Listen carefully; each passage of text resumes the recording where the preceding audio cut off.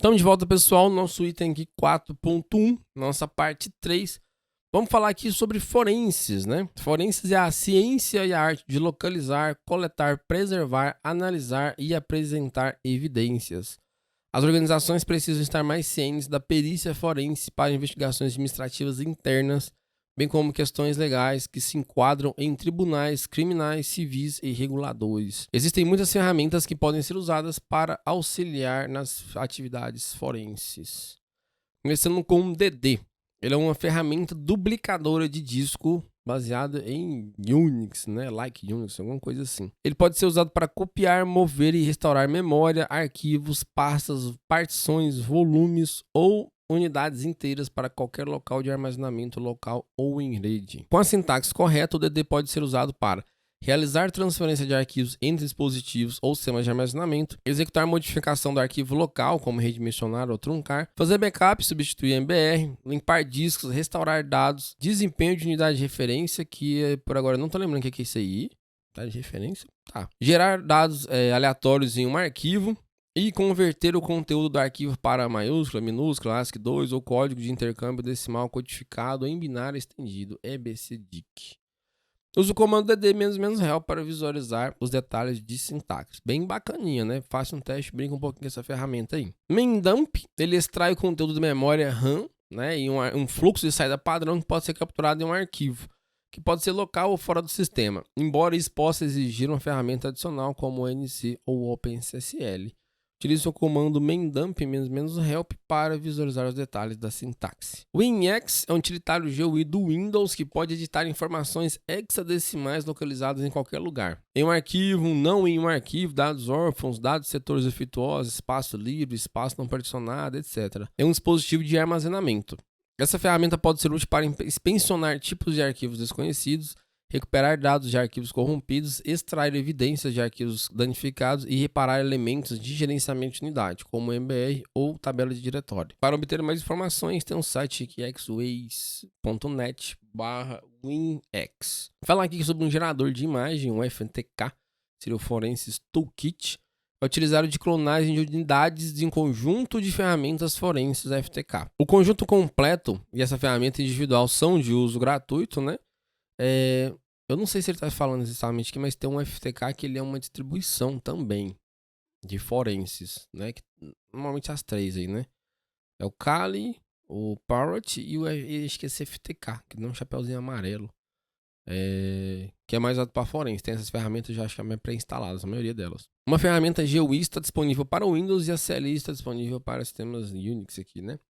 Suporta a maioria dos sistemas de arquivos e formatos de unidade, pode clonar a maioria dos dispositivos de armazenamento, ou seja, HD, SSD, flash, USB, ótico, enfim. Suporta destinos brutos em um dispositivo de armazenamento e arquivos de imagem de destino. Permite a visualização do conteúdo antes da clonagem e pode ser usado para recuperação de arquivos. Suporta montagem de imagem, somente leitura e cria hash de arquivos clonados. Para saber mais, tem aqui xterro.com FTK Imager. Essa parte de criar hash de arquivo clonado é bastante importante, principalmente para investigação, para a parte forense, né?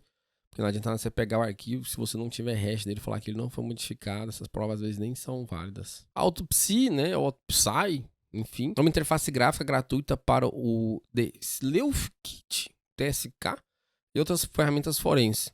Ele é amplamente usado por policiais, militares e corporações para determinar o que aconteceu com o computador comprometido.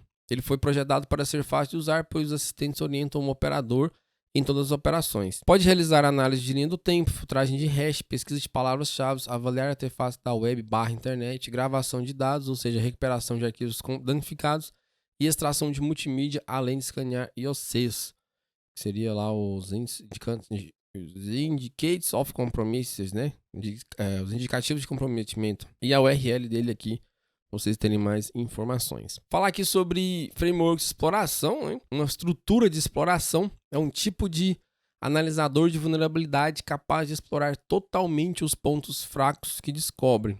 Pode ser uma ferramenta de avaliação de exploração automatizada ou manual. Por exemplo, o Metasploit é uma estrutura de exploração de código aberto E o Unity Canvas e Core Impact são estruturas de exploração comercial. Muitas vezes uma estrutura de exploração permite a personalização dos elementos de teste, bem como a criação de novos testes para implantar nos destinos do seu ambiente. Quando ele fala estrutura de exploração, ele está falando desses Exploitation Frameworks, tá? Uma estrutura de exploração apresenta riscos adicionais em comparação com o scanner de vulnerabilidade, pois tenta explorar totalmente quaisquer pontos fracos descobertos. E acaba que isso pode gerar um certo ruído na rede. Portanto, é importante garantir que um backup confiável tenha sido criado, que uma política de resposta a incidentes e RP esteja em vigor para recuperar dados ou sistemas danificados prontamente. A finalidade ou objetivo de estrutura de exploração não é causar danos intencionalmente, mas a abrangência ou a profundidade dos testes de exploração pode inadvertidamente causar perda de dados ou tempo de inatividade. Uma estrutura de exploração é um scanner de vulnerabilidade avançado que deve ser usado por administradores de sistema e administradores de segurança para testar a segurança da infraestrutura de TI. Varreduras e avaliações regulares usando uma estrutura de exploração ajudarão os gerentes de TI a encontrar e resolver problemas de segurança antes que sejam descobertos por um invasor. E aí é isso, né? Tem que chegar a ripa mesmo lá, principalmente em horário de comercial, para simular incidente. Então o pessoal faz teste de madrugada, que não sei o que, roda lá, framework de madrugada. Aí dá pau, chega às 7 horas da manhã, todo mundo doido, telefone tocando, falando que as ferramentas não estão funcionando. É isso aí, né? Quase finalizando aqui, crackers de senha, eles estão disponíveis em muitas vezes, né? Mas todas são projetadas para executar a mesma tarefa, ou seja, quebrar senha. Eu acho que esse muitas vezes aqui era para ser muitas versões, enfim, sei lá. Crackers de senha podem usar técnicas de força bruta, dicionários ou de Rainbow Table e são usados tanto graficamente quanto a partir de linha de comando. John the Ripper é uma ferramenta de quebra de senha de linha de código aberto muito popular, acho que uma das mais populares, inclusive. E para finalizar aqui, Data Sanitization, né, que seria a sanitização de dados, é o conceito de remover dados de um dispositivo de armazenamento para que não sejam mais recuperáveis. As funções padrão do sistema operacional de exclusão e formatação deixam restos de dados para trás que podem ser recuperados por utilidades de recuperação de dados recuperados. O que acontece? Quando você formata lá o Windows da vida ou um outro sistema operacional, normalmente eles só limpam a tabela de apontamento, aqueles dados ainda estão no disco. Então, por isso que às vezes quando eles falam, a maioria é dispositivo móvel, né? Por exemplo, hoje não se utiliza muito, mas um tempo atrás o pessoal usava muito câmera digital. O pessoal às vezes formatava o cartão de memória pela máquina, sem querer. Mentira, nem sabia o que era, né? E aí, corria nos técnicos lá, eu formatei meu cartão, tem como recuperar? Tem. Se ela não regravou por cima, tem como recuperar. Isso quando acabava de formatar, normalmente recuperava todos os dados. Isso ocorre porque a exclusão e formatação apenas marcam os setores do dispositivo de armazenamento como disponíveis, sem realmente remover os dados existentes. Foi o que eu acabei de falar.